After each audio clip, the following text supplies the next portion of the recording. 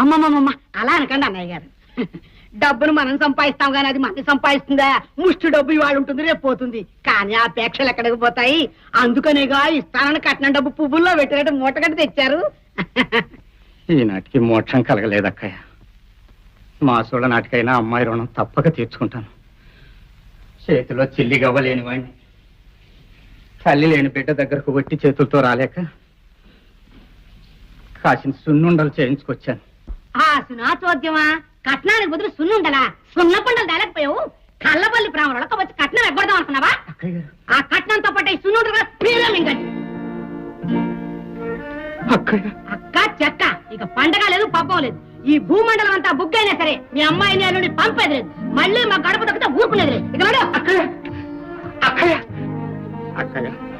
కష్ట సుఖాలు వడకట్టిన ఆడబిడ్డ వాళ్ళ అనకమ్మ. ఐశ్వర్యం లేనంత మాత్రం